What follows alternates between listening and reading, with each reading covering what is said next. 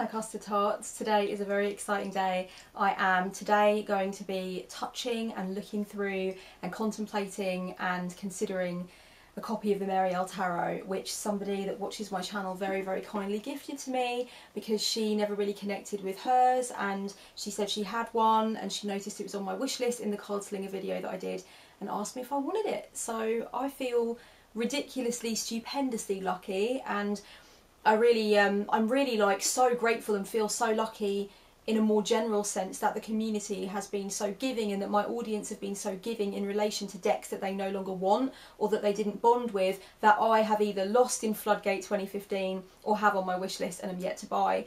To be honest with you, it's so moving and so overwhelming, the sheer amount of messages that I got after my card slinger video of just people wanting to help, which was completely unexpected and so lovely, and it was so overwhelming that I actually got really teary, because it's just incredible how giving people are and how much they are willing to kind of recognise my passion and do something to help me with my passion if they can do. It's just incredibly sweet and lovely. And yeah, this arrived in the mail this morning. I actually just finished a email reading about half an hour ago, and Marielle Tarot was on the coffee table the whole time staring at me, and I was like, focus on the client, just focus on the client, and keep your mind on the reading, and then Marielle Tarot is just going to be like your reward for a day's work well done. So now it's time for me to get into it. Now, I never saw a single review of Marielle Tarot whatsoever. I've intentionally not looked at any reviews.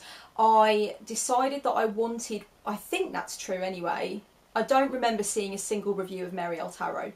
That I will say.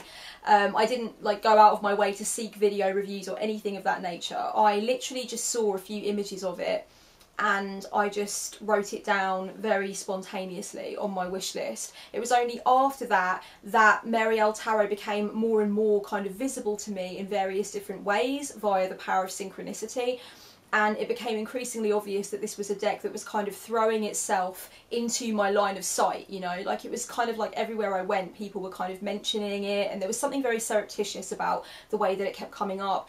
The images that I saw gave me a very shamanic feel and somewhat of a psychedelic feel. I felt very transpersonal about them. I liked the fact that the four suits have very much their own little images that have their own little worlds in them, rather than, you know, showing four wands or three cups or whatever. I really enjoy that, and I think when you are at the stage in your tarot reading life where you've got the definitions down and when you've gone several layers deeper with them and you really feel like you are at the heart of what each card means, universally and also for you, I think it's then a really exciting thing to just jump right off of the fucking deep end with the four suits and actually just allow a creator to take you on a journey that really has nothing to do with sticking to that stringent Rider-Waite representation. You know, it's really cool to have decks, I think, as you progress in your reading that don't have like a depiction of 8 swords or a depiction of 7 wands in a certain kind of scene. Like, yes, okay, there's still a lot of exploration that can be done when you are kind of holding true to having those images, but I think that having art that doesn't in any way try and do that, that just absolutely caters for the more progressed, I don't really want to say advanced, but the reader that has progressed to the extent where they don't kind of need that and they can be taken off into the creator's own world, into kind of like a really exciting vortex of creative expression. Okay, so bear in mind this is not a review. I have not worked with this deck whatsoever. This is a unboxing and first impressions. I have not touched this or unboxed it in any way other than to unwrap it from the paper that it came in. It's a very gorgeous box. It looks super sturdy. Now, do you put it at the front here? Oh blimey, I don't want to ruin it. Oh, you pull it up. Oh, look. Oh, I see. God, that's one to keep, isn't it? Now you see, that's what I'm talking about. Tarot boxes need to be made like this. It's like, it's got to be the whole experience. It's got to be the whole package. This is like, this feels money. This is totally wonderful. Oh, this is for me to read later. Wow. The Marielle Tarot, Landscapes of the Abyss. That tagline all on its own is giving me fucking goosebumps, mate. I am so excited. I'm literally like having an experience here. I'm losing the light and I was going to wait until tomorrow to film this, and I knew that I couldn't put it off. Like, as soon as this box came into my possession this morning, I was like, no, I need to open it today. And I promised a few people that I would definitely film the unboxing and first impression, so it's being done today as the sun is going down. I don't know whether or not it will be put up today, but I'm filming it to like commit to what I said I was going to do, which is film the unboxing. This is such a detailed book. There is so much text in this book, and it's really like a lovely sturdy book, and it's exactly the same size and shape as the book that comes with the Osho Zen Tarot. There is some in-depth astrology associations. This is the introduction to the court cards and the explanation of how the creator has hinged the arrangement of the elements and associations around the zodiac is really in-depth, really meaty. This is yet another sign from spirit that I need to learn more about astrology.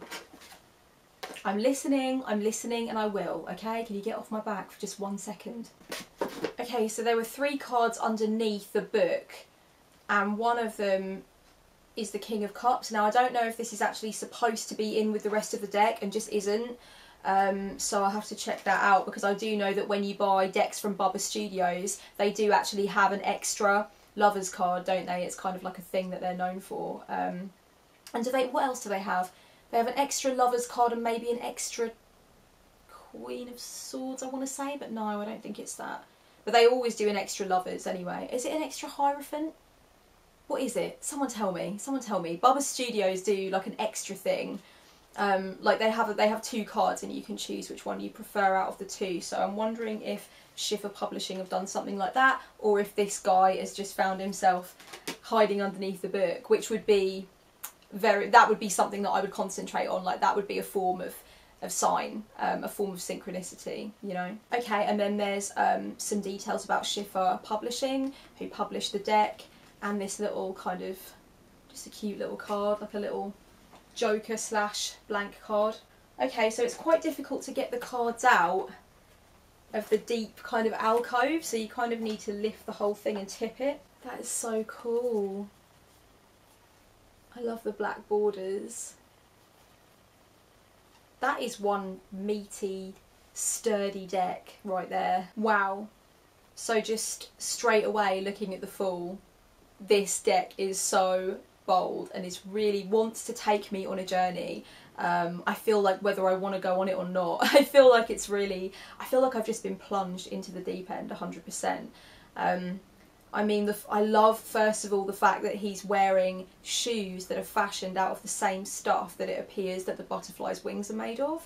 That's really interesting to me. I love the mask. That's really interesting to me. And the fact that his arm is obscuring some of the mask. Yeah, it's really intriguing. I've never owned a tarot deck with so much gratuitous naked penis action. I've never seen gratuitous naked penis action in a deck that I have owned. So that's going to be interesting to see if there's much more of that.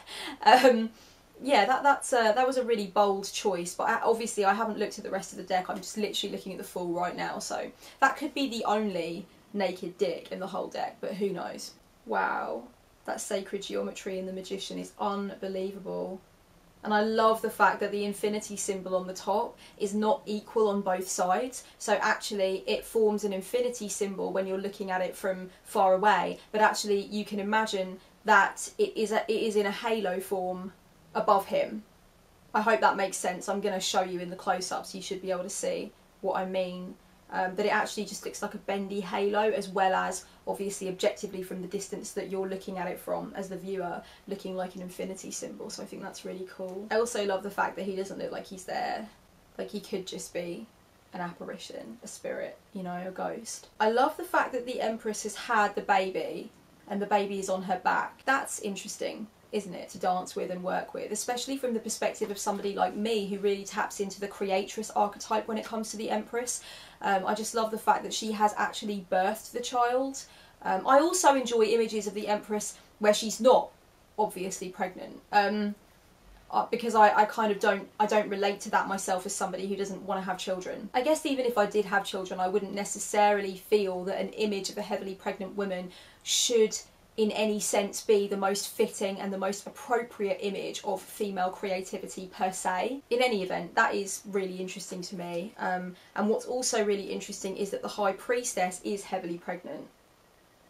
At least that's what it looks like to me. There's like a really heavily pregnant giant belly there. So that kind of interests me, that it seems like a progression, and it seems like the High Priestess that is more that image of, yeah, the gestation period, and then the Empress. Yeah, she seems to be gathering up abundance, and also she's got a little bundle of abundance on her back, so that's really interesting. Oh, holy shit, the Emperor is out of this fucking world. Are you actually joking me? Oh my god, I love him. Oh, I love him. Oh, he is magic. I must admit, I'm quite surprised that the style of illustration is quite changeable even in the first 5 cards. If you look at the difference between the Empress and the Hierophant, they both have images of babies in them. I hope the shine isn't too... Let me just come behind the camera a sec. Okay, that's about as good as I can get it, yeah. So they both have images of babies in them. And I kind of feel like the Empress, there's this very sort of rustic, kind of like Renaissance kind of style. It's got a bohemian vibe to it. But it's very kind of like realistic. There's nothing creepy or alien-esque to it, you know. Whereas if you look at the Hierophant by contrast, you know, that's some real kind of what's the name of that artist? Floria Sigmondi, the woman that did that Marilyn Manson Beautiful People video and a bunch of other stuff. That it's got a real vibe of that to it. It's got a real vibe of like grotesque, kind of Geiger-esque in a way as well. So there's 2 very different styles, just even in the midst of the first 5 cards in the deck. I love the Lovers. I love it. I love the fact that the being that is overlooking the union doesn't strike me as an angel. Actually, she strikes me as a goddess. Obviously, immediately reminiscent of Mother Mary, who I have a very close relationship with, but essentially a goddess, not an angel. So it doesn't feel like an angelic presence, it feels like a divine feminine presence, and that to me is right on, totally right on. I'm also very happy to see a woman of colour in this deck, and I'm hoping there's going to be more women of colour in this deck. I did a whole rant about race representation in tarot over on Periscope a few days ago, and I'm planning to get into it during the next Card Slinger episode. Diversity, race representation, that is really important to me. So many of the decks that I've seen, so many of the gorgeous, sumptuous worlds that I have seen being created could have included people of colour and did not. And that to me, just like, it's not on, you know. I need to see more diversity in tarot. It's killing me softly inside. I'm so fucking bored of the whiteness. Going back to the High Priestess, just a couple of other thoughts on the High Priestess, because she is a real deal breaker card for me. I feel like I will probably need to bond more with this and read what it says in the book about this particular card, because I'm not immediately gripped. That's not to say that I don't like it. I definitely like it. I like the palette and I like that shamanic vibe, and I definitely like how freaky it is, and I like the fact that she seems to be emerging from water or on some kind of structure that is obviously planted in water, rooted in water. I think that's really awesome, but it's also got this solar energy kind of at the top as well. I like that, but I'm not like immediately gripped. I think that the strongest response that I've had so far to any of the cards is the Emperor. Ooh, now the Hermit in this deck has obviously that really kind of ethereal, watery, misty kind of vibe, where it's almost more about the Hermit as an energy, and there's also that kind of that very famous painting by that Japanese artist, the Waves or whatever it's called. There's that kind of vibe to those kind of watery, like ocean-like patterns that are coming over him and moving through him. So that's cool. It also reminds me a bit of the Hermit in Gypsy Palace Tarot. If anybody uses the Gypsy Palace Tarot deck, it's definitely got that kind of vibe to it for me as well. The depth of colour in the palette for this deck is incredible, and you know what's so incredible about this deck as well? The temperature that she's managed to create through the palette. I literally feel like my temperature is changing. It's going up and down with every card that I see, and that it's an incredible artistic talent to be able to make me feel it on that kind of palpable level. I really feel like as I'm going through the cards, I'm feeling really hot and bothered and like intense and kind of, yeah, emotive as I'm being provoked by the imagery. And then with other cards I'll just cool right back down and I'll move back to this place of centered, kind of like almost like a decompression kind of feeling. And there's something so incredible for me about that what she's managed to achieve with temperature in this deck is overwhelming. And if you have Marielle Tarot, I'd be really interested to find out in the comments if you have similar experiences when you work with it or when you initially looked through it. The moon is 100% creepy. It is just so intriguing. Those teardrops on thread are fascinating, and that really wide open mouth, it's like some kind of mask from a horror movie. And the moon is another one of my deal breaker cards, so I'm really going to have to sit with that as well. It's interesting that the ones that normally tend to be deal breakers for me are the ones that I think I'm going to have to sit with and kind of connect with most closely. Oh, I love the fact that the moon and the sun have similar features and you know, look a similar way. You could put them back to back and get that incredible vibe of them both looking similar. The world is immaculate. She's unbelievable. Full fucking frontal. It's a good job I'm not one to clutch my pearls, because yeah, there's definitely some private parts in this one. The Ace of Swords has a very specific energy, which is weirdly reminiscent of somebody very, very important to me, who's not in my life anymore. Yeah, that's, it just instantly makes me think of that person. How strange. Oh, I love the Three of Swords. Wow. That's absolutely gorgeous. I do feel like I can almost touch that plumage as well. And there appears to be a face in the clouds behind. I'm sure that's not accidental. That really does look like a face behind, kind of looking on at the bird. I like the fact that the Five of Swords is holding a hand which is out of shot. That to me is very interesting and something that I'll definitely have to reflect on more. Whoa, the Seven of Swords is stunning. Absolutely stunning. Look at that. Look at that emerald in the beak. And the serpent. That is so symbolic and gorgeous. Very iconic looking. The Nine of Swords looks really good for an astral anchor, for kind of an astral doorway. You could definitely path work with that, and it would be somewhat like the film Labyrinth, where you're kind of like right at the beginning trying to find a way in, and then you meet Hoggle and then he lets you in, and then you meet the worm, and then eventually you're like kicking it with Jareth in that crazy, you know, staircase mansion place. You could definitely go somewhere with the Nine of Swords in this deck, which is really cool. The Ten of Swords is so me, 100% me, absolutely beautiful. I love it. I love the fact that the scythe is there. It's just gorgeous. I mean, it says on the back, exquisite and powerful. If there is a theme in the Marielle Tarot, it's one of the alchemy of the soul. Which I mean, immediately, when I opened it and read that on the back of the box, I was really excited. Yeah, so it's one of the alchemy of the soul, of finding balance, symmetry, mastery of the self, and becoming your own genius.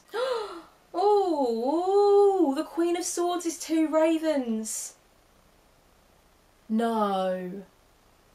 The Queen of Swords is two ravens, guys. That's big. That's big in Norse mythology. That's really, really important for children of Odin and for children of Hel, for definite.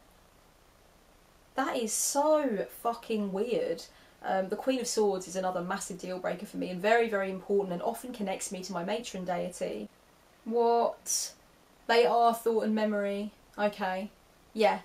The creator, Marie White, actually intended for the two ravens to be Odin's ravens, thought and memory. I find that actually a little bit emotional, that she's actually chosen that for that card. That's yeah, this is an important deck. This is definitely this is definitely doing things to me already. I can't believe that she's put thought and memory in the Queen of Swords card. That's just amazing. It feels freakishly, eerily. It's an eerily perceptive decision and a spiritually astute decision, I think, for so many reasons that I won't go into. The King of Swords is just 100% rude boy, total bad man, amazing. The Five of Discs is also giving me some major vibes of this person. this person from before that I mentioned that's not in my life anymore, although is in my life weirdly at the same time. Yeah, it's so strange. Really weird. It's like speaking to me of that. Six of Discs is another very beautiful representation of a non-white woman. The Nine of Discs is just so fucking occult. I don't even know where to begin with that one. It's just awesome. I feel like I need to just stop and work out what's going on with the Queen of Discs, because I very much feel like there's a sense that she is dying in some way, or she's growing, she's becoming one with what she represents, but she's not necessarily like happy about it. In some sense, I just get a sense of loss and a sense of having to just let go and accept, but maybe that's because of some things that are going on in my own life at the moment. It's so weird because in the keywords it says gardening, culturing, organising, nurturing, a safe and secure environment where people and things can grow strong and unconquerable, safety, stability, prosperity, physical and financial security. But it's strange because if you look at the image of the Queen of Discs, there's definitely a melancholy there, and there definitely is what appears to be tears that are turning themselves into diamonds or cubes of ice, or however you would want to interpret that personally from your perspective. But I feel like there's definitely a sense of I don't know, like she is assimilating into something. Maybe she's mourning her ego, she's mourning her sense of herself as an individual and going back to the environment that she is ultimately a part of, you know. But I don't know, I don't know, there's so many, I'm having so many thoughts about that. I'm going to have to journal about that. The reds that Marie White has used are just so red. You know, I've never seen anything like it. The palette is unbelievable, it's searing. It's a very tangible experience to look at this palette, I'm going to tell you that now. At the beginning of this first impressions video, I did mention that I had found a King of Cups card underneath the book, and it turns out that there is just 2 King of Cups cards. I don't know if that's normal, I don't know if it's something that they do, but yeah, they are exactly the same. It's not like Bubba Studios where you've got a choice of 2. But that's really cool. I'll probably use one of them as a bookmark. Wow, well this was a very long awaited and very sumptuous experience of opening for the very first time Mary L Tarot and taking a thumb through it. I feel very much like there's going to be a lot of journaling to do. This deck has definitely made me feel some things. It's come into my life and come into my hands at a very interesting time. A time that I feel is very appropriate for something like this to happen.